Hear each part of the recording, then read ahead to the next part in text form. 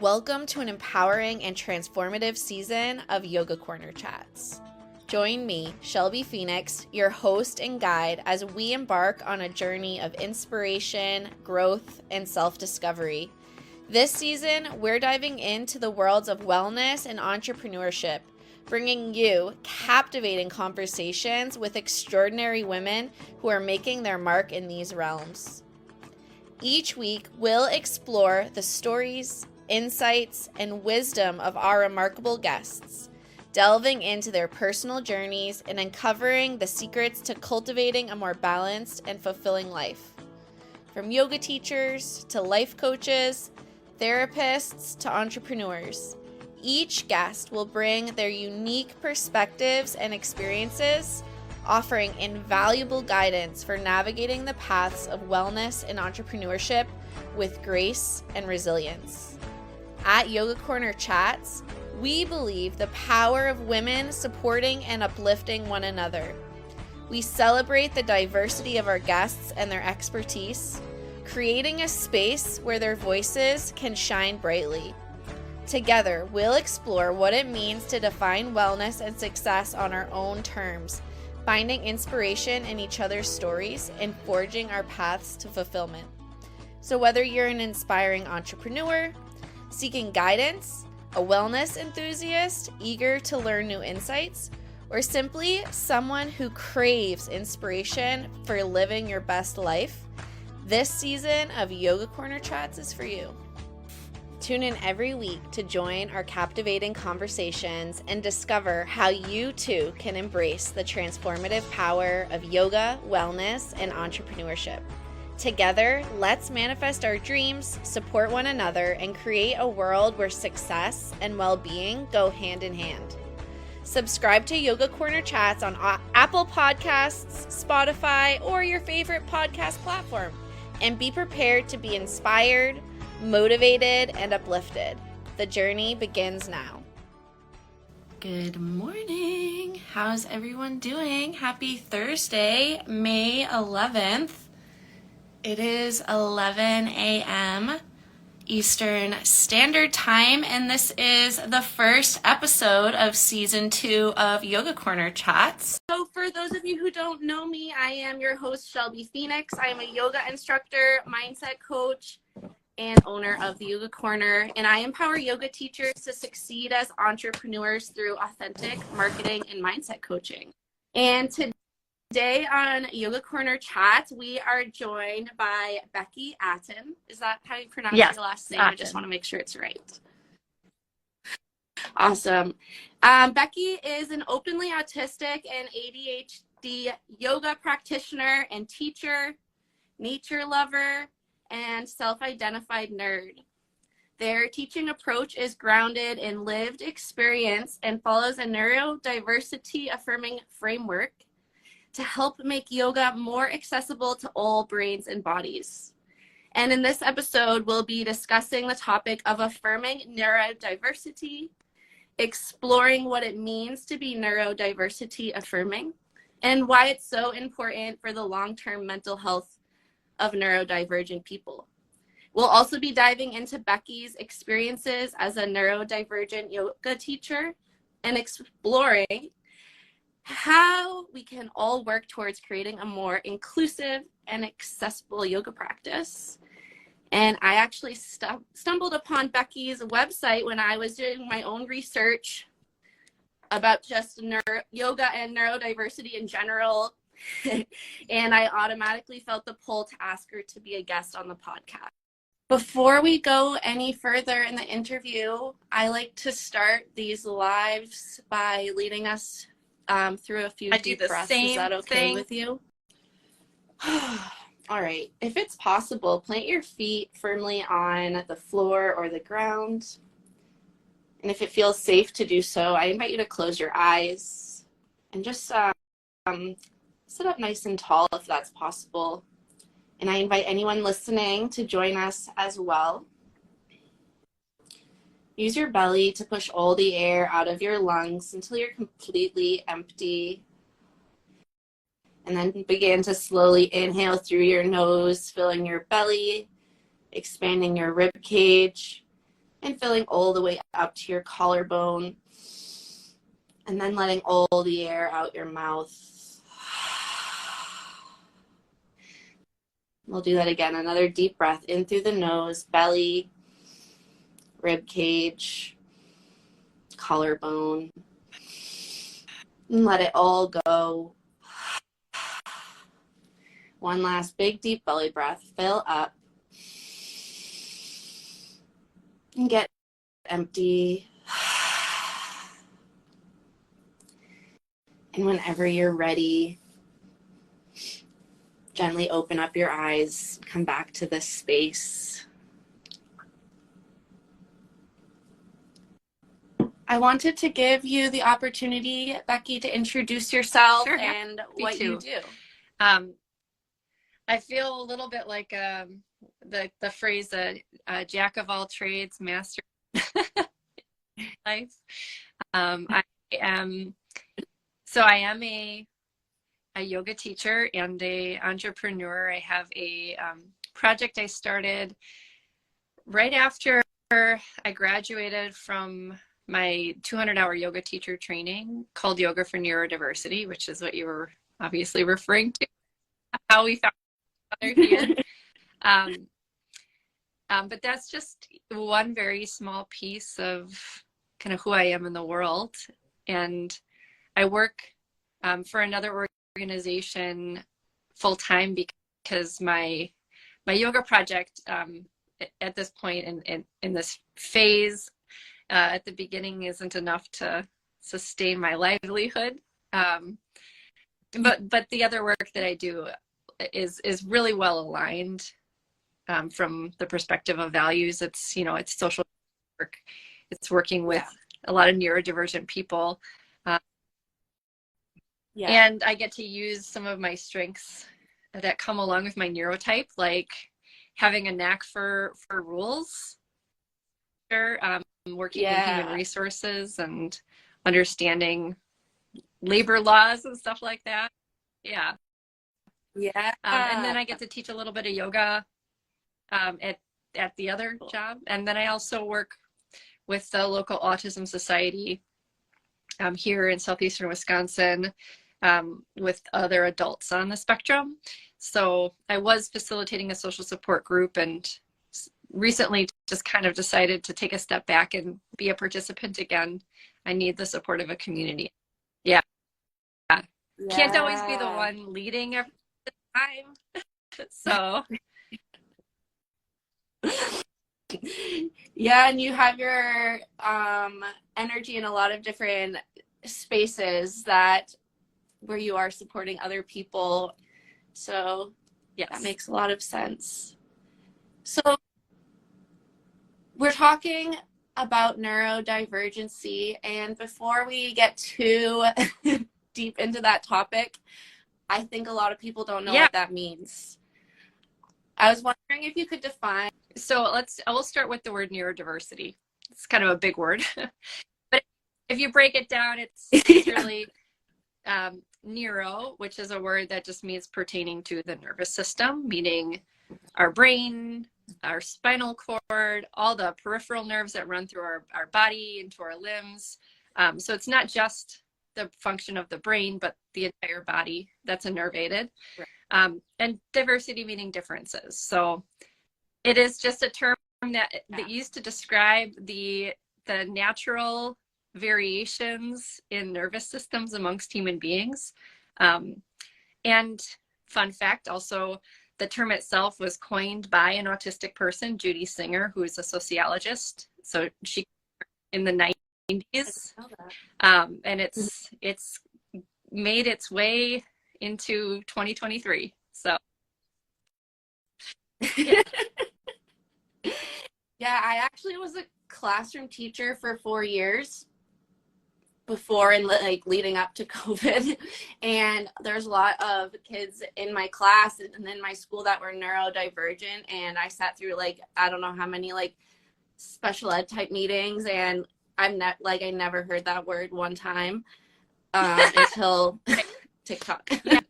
So it's definitely not a medical term, but more of a a term, Yeah.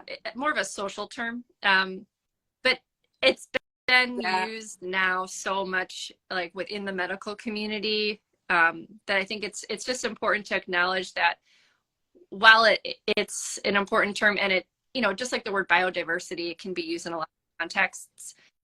It does have its roots in the neurodivergent community. And that's probably another good word to define, because people might know what that means. But neurodivergent is a term also coined by an autistic person, Kassiani Asasumasu, in like about the year 2000. So, and this is a term that was originally meant to be used to describe anyone with a nervous system that significantly diverges from what essentially the majority of other people's would look like. But more so, right, not even necessarily that looks like the majority of others, but just looks like what we as a culture, expect nervous systems to look like or function like. So, and I think there is, at least now, a tendency for people to use the word neurodivergent to describe things like autism and ADHD, which are considered innate forms of neurodivergent, meaning they've got a genetic component. We're born with a nervous system that develops differently from the get-go. But I do want to, I guess, clarify that the original term was intended to include also acquired neurodivergence, which is a fancy way of saying differences in the nervous system, of the physiology of the nervous system, that resulted from environmental experiences. So like traumatic experiences, physical or emotional or psychological trauma, like a physical injury, for example, or even using a lot of like drugs can alter the nervous system, or even a long-term meditation practice. So just keep in mind, I think a lot of people are used to hearing it used as a way to describe innate neurodivergence, but it is meant to describe anybody who recognizes themselves as having a nervous system that is significantly different from the majority of others in their. Yeah. And also, like, some of these terms are like umbrella terms, right? And I'm kind of imagining like the spokes go in kind of all different ways, right? Like there's like a spectrum of ways you can be neurodivergent, whether it's innate or environmental, a range of like conditions or disorders that might be identified under that.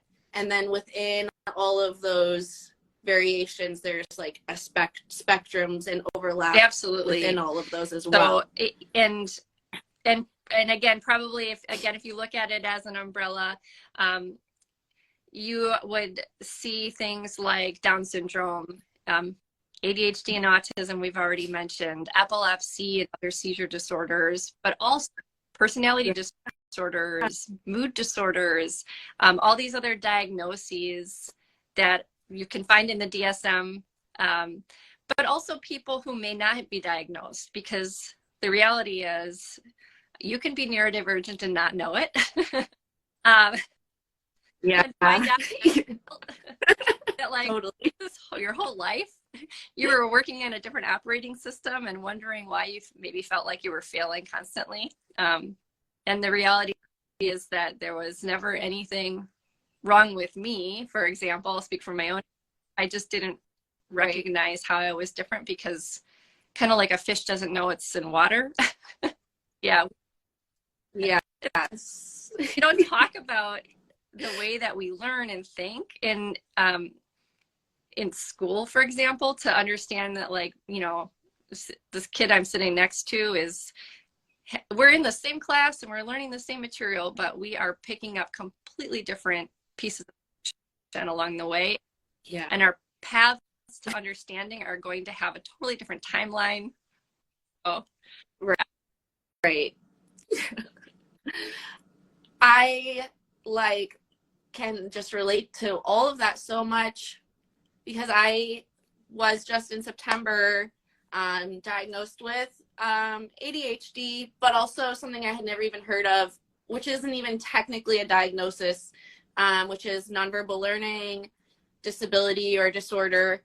And I was like, wait, I'm so confused. Like, how did I not know this my whole life? And like, what does this even mean? And some of it actually means you have like really crazy strengths in certain areas.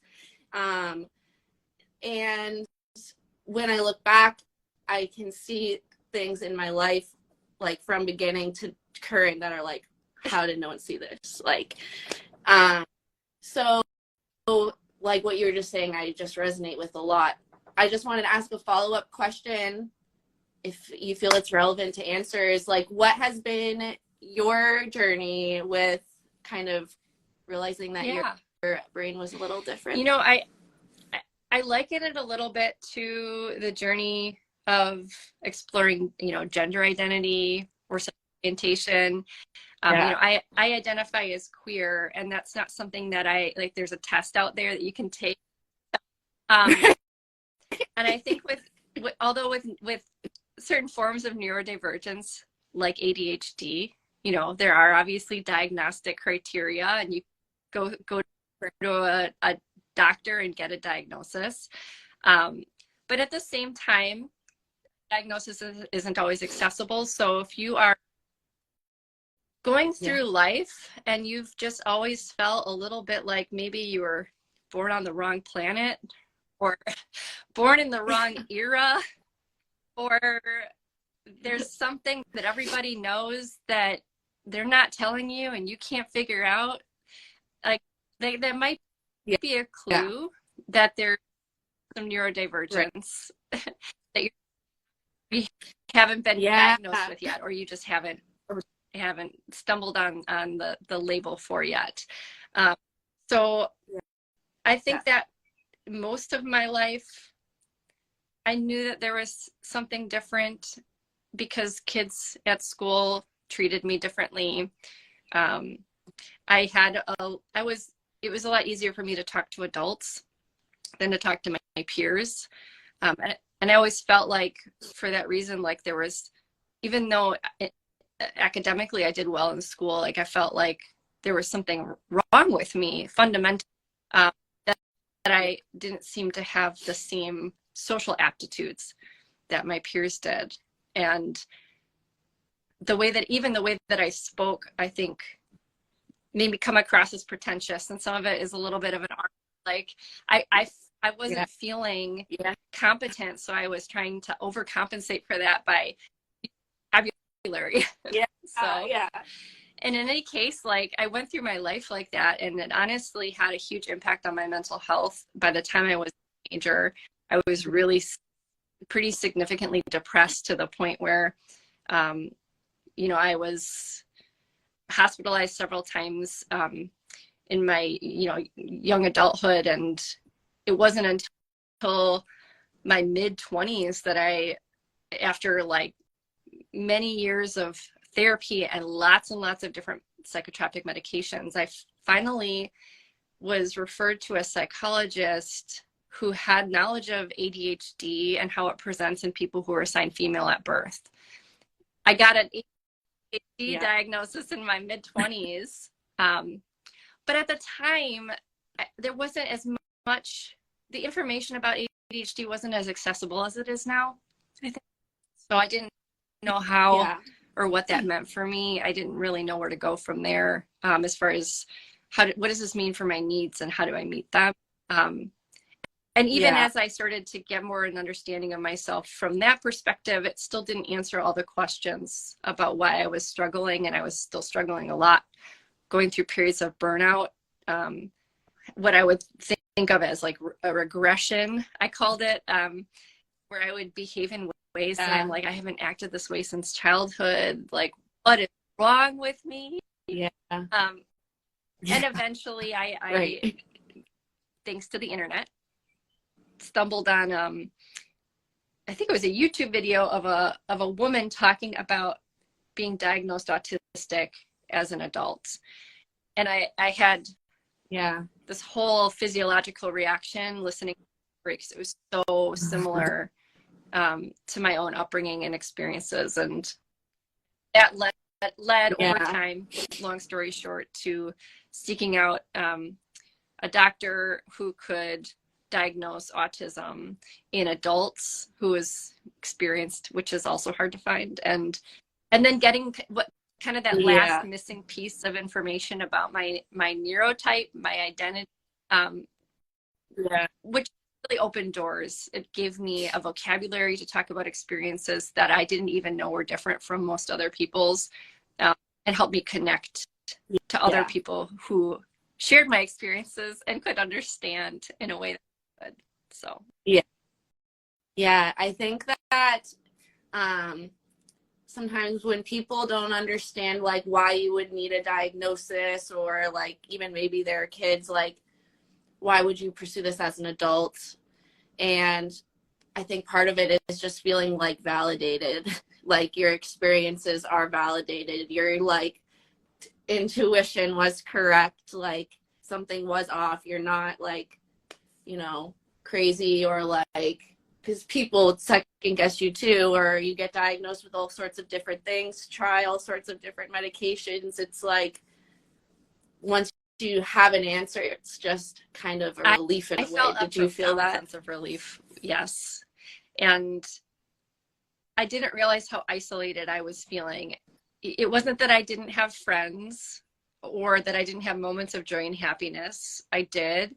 But it just felt like in most of my relationships, the role had to be so specific for me to have a relationship with someone. It was so, I couldn't be myself. As now I've come to understand, I couldn't unmask and allow like traits to show. Like I had to, depending on whatever the relationship was, if it was professional, you know, I had to always wear this professional hat. So it was like, you know, kind of like this metaphor of like, I had a hat rack. I had a different hat for each person that I had a relationship with. And it, I could never take the hat off when I was with them. That was going to be my next question, because I think that this is important also, is like when you were defining neurodivergent, it's divergent from like the norm. And the norm, like the research on a lot of these things is done on like men and boys, like white men and boys, cisgender white men and boys, like decades ago. And a lot of that information is still like carried into today. Luckily that's changing and there's more information available. But in addition to that complication of like trying to figure out what's going on, also there's like how society treats you know, little girls even, like, you know, so that they do end up masking their symptoms, making it harder to navigate that. I wonder if you have any like insights into that kind of history. And if you're like me and you really want to nerd out about it, I can share some resources for diving deeper. But so it's true that the majority of our knowledge about, and I'll use autism as an example because it's what I'm most familiar with. Our knowledge about autism comes from studies that were done primarily in the early days anyway, with as you said, cisgender white boys and men, who oftentimes also represented more of like the middle or upper class. So it wasn't until recently that there's actual information now available on what autism looks like in Black people, in people assigned female at birth, women, trans people, and also like people who aren't from the upper middle class. So it's not, but it's also, you know, considering, I'll just say, like, you know, I see a therapist, and she's older, she's like retirement age, and her studies were done, you know, like in the 60s and 70s, when nothing was really known about autism. And in her case, like, she hadn't really ever gone back to learn the new information. And that's true for a lot of mental health professionals, that, you know, you learn what you learn, and then, you know, you might get into a specialization where you have a lot of knowledge about a very, very narrow subject. But unless that subject is like autism or whatever the neurodivergences that you want to support, chances are you're operating on outdated information and stereotypes, and that can be really, really harmful. Because in the case of autism, for example, you know, when we talk about autism in the general population, you ask just a random person what they know about autism, more likely than not, you're going to get references to popular culture, like the film Rain Man, or like, you know, other movies or TV shows where autistic characters are represented, but not necessarily in a way that is inclusive or represented in the whole spectrum of human diversity and intersectionality. So so I guess, to answer your question, there is a gap in what we know about how autism presents and how other forms of neurodivergence present if you're not a white guy.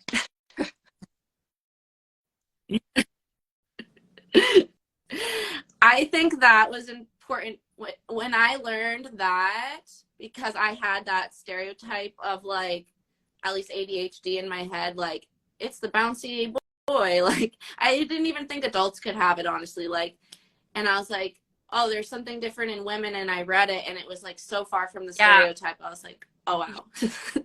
So many of the, you know, women and non-binary folks that have diagnoses like autism and ADHD tend to share that a lot of their experiences are very internal.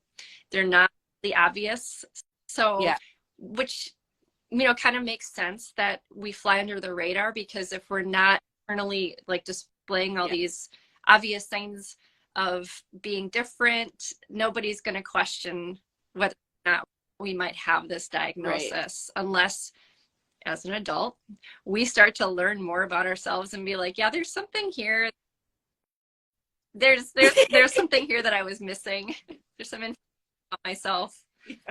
So, yeah. So what does it mean to be neurodiversity affirming, and what does it mean in the context of yoga? So I think the simplest way I can describe it is just to be neurodiversity affirming. So is to acknowledge and perhaps even celebrate the fact that we are all different. And it doesn't mean, you know, and neurodiversity, I should say the word, you know, if we're using the word neurodiverse or neurodiversity, this is inclusive of neurodivergent people, and also a term called neurotypical. So a neurotypical is not synonymous with normal. It's just a term that's used to describe people who meet what we consider like most neuronormative expectations. The way that society thinks a person's nervous system should function, if you function close enough to that you're not disabled, chances are you're neurotypical. So so anyway, that there's that diversity. There's whether you're neurodivergent or not, and we don't know by looking at somebody whether they have a diagnosis of any kind, whether they're neurodivergent, and even people who aren't neurodivergent are going to have traits that might fall within, you know, like the autism spectrum. So these are all human traits. We just categorize them according to like what diagnosis they might be most commonly seen alongside of. So Right. where I'm going with this is kind of funneling all of these differences down into the simple idea that we are all different, whether we have a diagnosis or not. We all have traits that make us different from one another, and all of those differences deserve to be accepted and also supported. So our needs matter, and sometimes we have needs that are very, very different. They might look different, and for that reason we might not even recognize in ourselves like that this is a need, that or even how to go about asking for support around it, because it's not something that we've ever seen or heard talked about by other people. It's not a neurotypical need. So to be neurodiversity affirming is to acknowledge this diversity and to say that differences are normal. It's normal to be different. All differences deserve acceptance and support. Yeah. I'm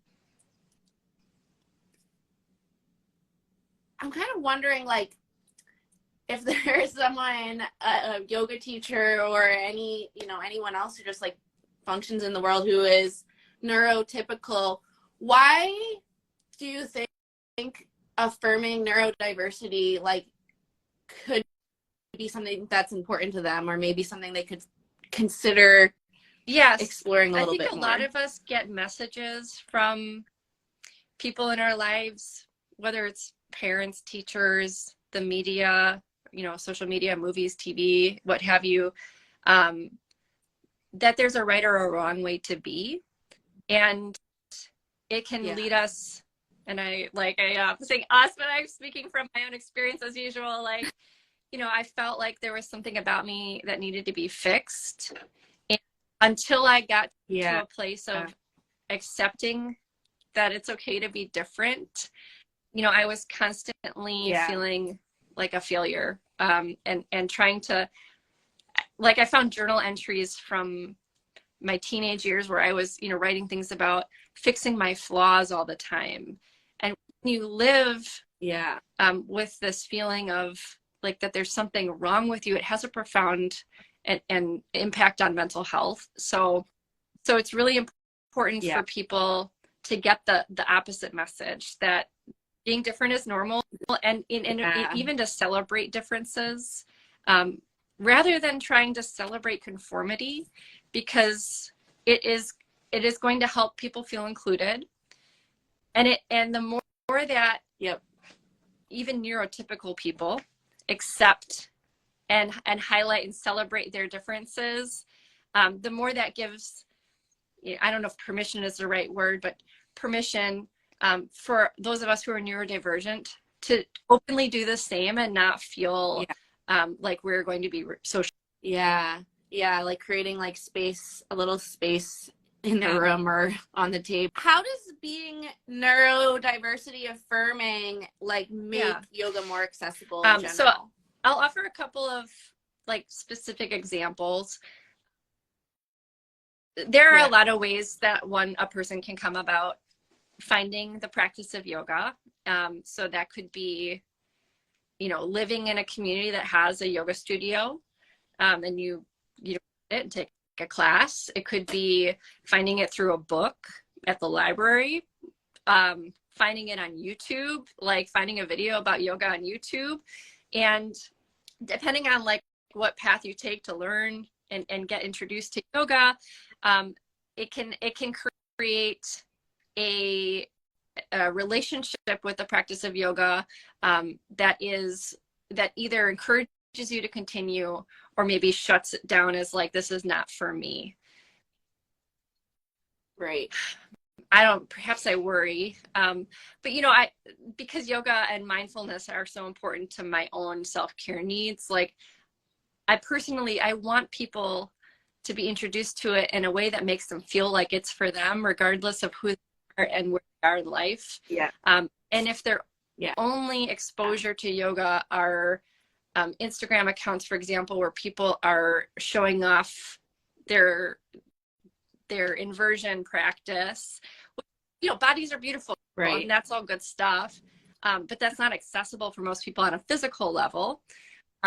And if people Right. aren't seeing all the different ways that yoga poses and practices can be done, different bodies and different brains, then it may turn them off to a practice that otherwise could have immense health benefits and provide them with an opportunity for connection with themselves and with others. So in a yoga practice, having, as a teacher, for example, having an understanding of at least some of the ways that that people differ in the way that they think and feel and interact with the world can help inform some of the options that you offer, to make sure that you're never going to be able to offer cues that are for every single person on the planet. Like, so don't worry about like,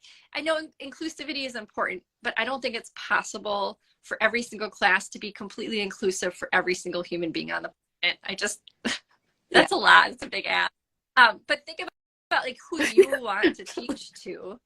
And if you're offering a centering practice that, you know, you're asking people to be seated and stay still, consider that maybe for some people stillness can create a lot of anxiety or discomfort to the point where it's a barrier, and offer a movement option. So it's really, I think we get it in our heads when we use these terms like neurodiversity affirming is this big word, and it has like, I have to get a certification now so I can be a neuroaffirming yoga teacher. No, you don't have to. Just start thinking about other people, get to know people who are different from you, talk to people who are different from you, so you can start to get an understanding of how they're approaching the practice differently, and then how you teach. It's just, you have to start somewhere. You don't have to start with every single inclusive practice that's out there. It's just start somewhere. Start by just listening to people who are different from you, and then seeing where that takes you as far as. Yeah. I had another guest, Maddie. If you're listening, Maddie, hi. And we were talking about chronic illness and yoga, and she said something so similar about accessibility and being inclusive, and how that word can just be popped into like a description of any yoga class, and then like, you know, and kind of like in the energy of trying to help everyone, like exactly, you help no one, like. And I think it's normal for there to be this drive for perfectionism in our culture. So, and yoga teachers aren't immune. We have egos too. You know, I know, like I teach a class, and I want everybody to get the maximum benefit, but the reality is that that's not going to happen, at least not to the extent I think I want it to. But if I can send out a message at the end of the class, that they don't have to do what I tell them, that if a practice isn't serving them, that there's always another option they can take, and that they don't need for me to tell them that they can take it. Like, I've done my job, because I've given them that sense of bodily autonomy and choice. This is your practice. And there is no right or wrong way to practice yoga. It's a practice of connection. So however you connect to your mind and your body is the right way. So. I teach kids yoga, middle school kids mostly, and, you know, like, they often are not like there by choice, or like not interested in what I'm doing. And I always say, like, you don't even have to participate. Just lay down on the floor and you are doing yoga. And like, you have this choice, like no other place in school do you get this amount of freedom. And like 9 times out of 10 by the end, they're like, okay, I want to join it. I like to say at the beginning of my classes, observing is learning too. Like, the pay is valid, and I don't take it personally. Like if he just lays on the mat during the entire class.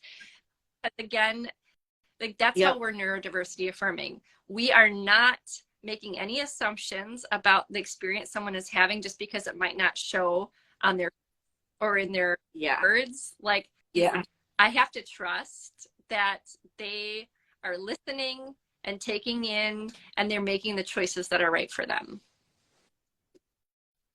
Yeah, right. Yeah, and that is like empowering them as well. For you, like in the realm of teaching yoga or even being a yoga practitioner, how have you set boundaries or, you know, asked for created accommodations for yourself? So when I graduated from my yoga teacher training, it was like right in the middle of lockdown 2020. And a lot of people were moving from doing things in person to a digital platform. And I found for myself that actually opened a lot of doors for me, because I had already, I am the kind of person that is very impacted by the energy in the room, so to speak, when people. The person teaching was really, I didn't hate it, but it was really, really, really draining for me. And I just decided, you know, like I needed a place to start to practice teaching. So I just decided to start recording videos and putting them on YouTube. And I realized in doing that was probably what my teaching was going to look like. Not a lot of, you know, going to studios and standing in front of classrooms and teaching to rooms full of people, IRL, so to speak. But offering videos or virtual options, and more in a workshop format, because I am at heart, like I love to info dump, or as I say, info dump from the heart. I love to present information, and in a workshop format, I have the opportunity to give people experiences of practicing, but also explain, you know, some of this practice is all about, like the history, or the options that I'm going to offer and why I'm offering them.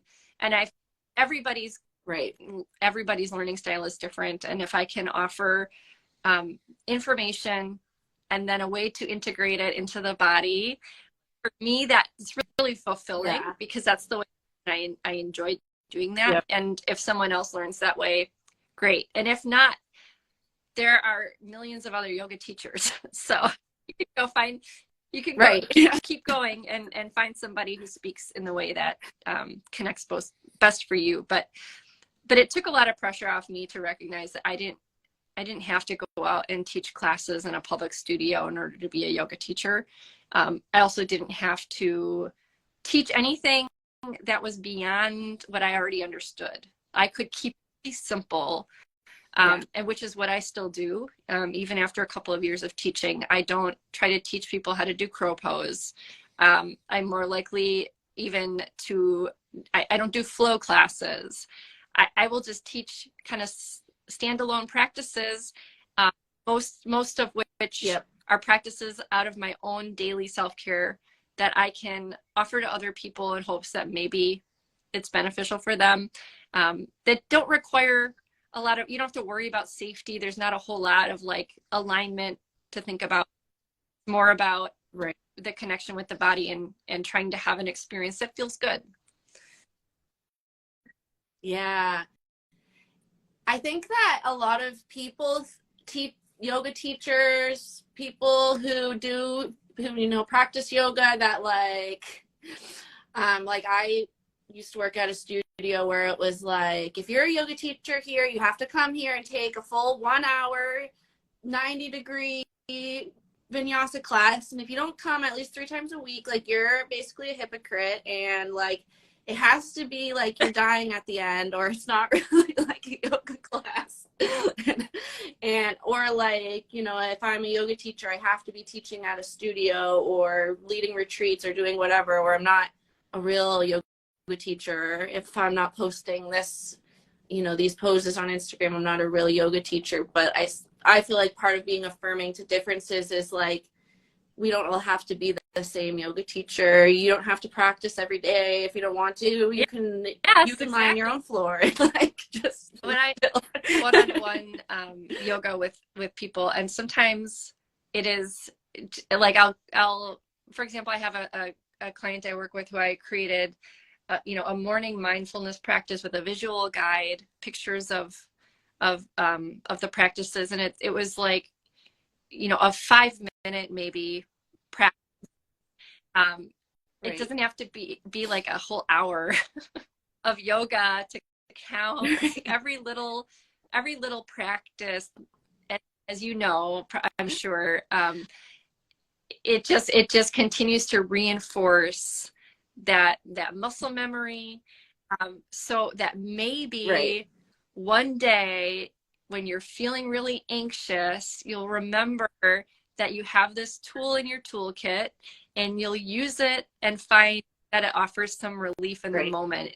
Nothing in yoga and the practices, you know, asana or pranayama, so breath and movement, are going to cure anxiety or depression. They are tools, and yeah, teaching people those tools and practicing them even just for a couple minutes is a yoga practice. So yeah. This question just came into my head. I noticed, like, I've heard this message a lot as far as like mental health, like depression and stuff. Like, you know, in the wellness space, people will sometimes say like, you don't need to take your medication, just like practice yoga and take nature walks, and like kind of like that toxic, like, this is your cure all or whatever, like, or like if you do yoga, like that doesn't even exist or whatever. I'm wondering, like, what have you experienced in yoga spaces that maybe are more harmful or didn't feel affirming? You know, one of the biggest things for me, and I can't even pinpoint like one specific time that this happened because it just happens so often, is when I show up for like a class and the teacher cues how I'm going to feel. And when the first time I did a meditation practice that was focused on the breath, and the teacher was saying something like, just let your breath be how it is, don't try to control it. The moment that word came, control, of course I'm trying to control my breath, like I can't breathe, and all of a sudden I'm in a panic attack, and it was horrible. And I don't think that most people have that experience, but I do think that there are enough people who have that experience, that it's worth considering it as a yoga teacher. Why you're trying to tell someone how they should feel rather than simply allow for all sensations and all feelings, every single practice that you offer, because that's being neurodiversity affirming. It's recognizing that just because most people might feel a certain way, most people might feel relaxed in Shavasana, doesn't mean everybody will.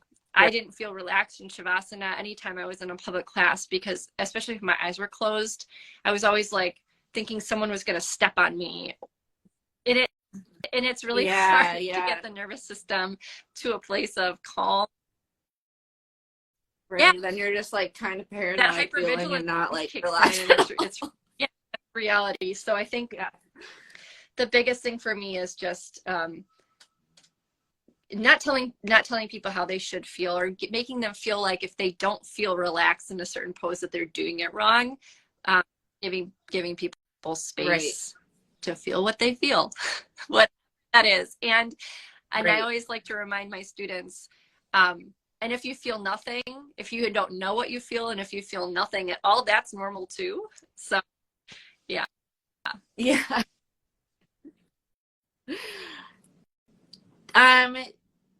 How do you think, do you have like anything that's specific that is a practice or something supportive that could make yoga spaces more welcoming, more supportive, more affirming? Yeah, that's a good question. And, you know, at one point in time, I would probably speak to like the sensory environment. And I do think that it's worth mentioning that the way that a person enters a space, like if you're talking about a brick and mortar studio, or the way that a person enters a virtual space, even, you know, whether or not you're providing people with an email ahead of time or something that gives them a sense of what to expect, that can make a big difference. Yeah.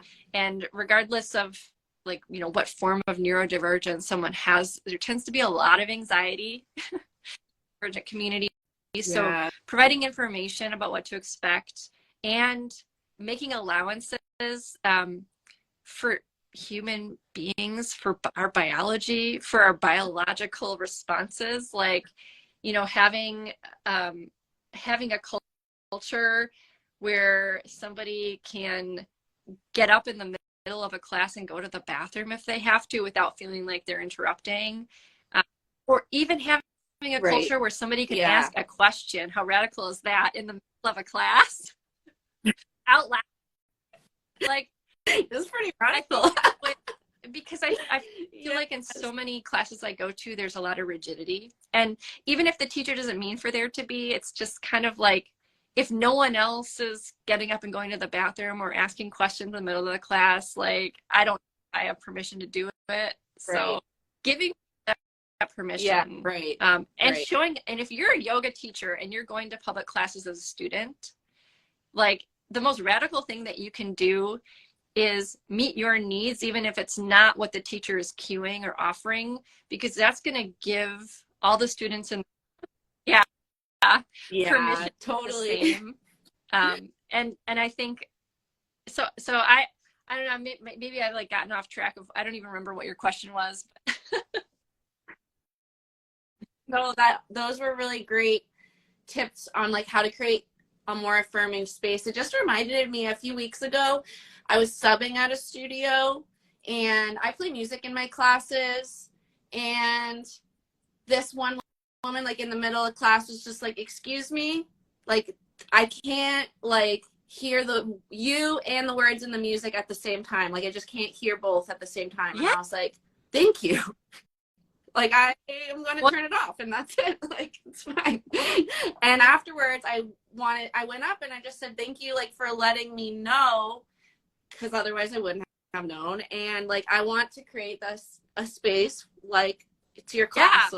Like, it's fine. That, to me, that is such a gift to have created a space where somebody feels safe enough to speak up and ask for their needs to be met. Like, that just doesn't happen a lot. And it's so true. Is permission to ask for what we need. So we're coming towards the end of this hour, and I probably could ask you like 500 more questions, but to kind of come to a close, I'm wondering if there's anything else you want to share, any other like experiences you've had, any other tips or strategies for anyone listening, or just any messages you want to end with. Let's see.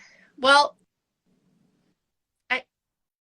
I think I'll keep it really simple and just say, you know, when I do a lot of when I do neurodiversity presentations, I like to remind people that because we are all different, we are all special, or none of us are, and we are all normal, or none of us are, because what's normal for me is different for you. And I think it can just be really validating to be reminded that whatever your experiences are, whether they're similar to other people or not, that those experiences are just as valid, and it's whatever your needs are, even if you don't know what they are, which is totally normal too. Like, those needs deserve to be met. And if you are finding yourself feeling like the people around you maybe aren't having the same experiences and aren't as understanding, it's okay, like, to explore whether you might be neurodivergent, even if you don't have a formal diagnosis. And you don't necessarily need a formal diagnosis to be part of the neurodivergent community. Neurodivergence it's not a medical diagnosis. It's more of a social label. And you get to decide if you feel like that label fits for you. And to join the neurodivergent community, it's not like you gotta go to and sign up for anything. Yeah. No, it's, it's weird. You're like, this label fits for me. This feels, I relate more to the experiences of other neurodivergent people. So there is no right or wrong way, in my opinion, for anyone to identify, and you don't have to prove anything to anybody to give yourself a label of neurodivergent if that's supportive for you. So that's where I think that's where I'll end, is just with this message that it's okay to be different, and it's also okay to seek out more information about yourself if you've gone through life feeling like there was just a piece of information that was missing, that would help you to better meet your needs. Yeah. Seeking information in a way is filling a need, like, just like allowing yourself to be part curious. Of right? The self-study in the practice, which is so yoga practice isn't always physical. There are intellectual pieces to it. Learning and studying yourself doesn't always have to be done on a yoga mat. Yeah. I'm so grateful that you took this time to share your knowledge with us and your experiences. I really appreciate your time and everything you've shared with us. So thank you so much for joining. I'll be publishing this episode on Monday if things go well. Fun. I enjoy nerding out about neurodiversity. So awesome. Well, maybe we can do it again sometime, because we could do like 16 different episodes on like just this topic. All right, take care, friend. Thank you so much. Have a great day. Do you want to keep in touch between podcast episodes? If you want love notes from me, where I share all the ups and downs, tips and tricks, sad times, good times, successes, and failures of coaching, yoga entrepreneurship, and life sent directly to your inbox, you are going to want to get on my email list. Sign up to receive my free visualization ebook. This ebook is designed to be like a self-guided retreat to guide you through the journey of envisioning your future and making your dreams come true. Click the link in the show notes to subscribe to my mailing list, and a link to the PDF will be sent straight to your inbox. Have an amazing day. Chat soon.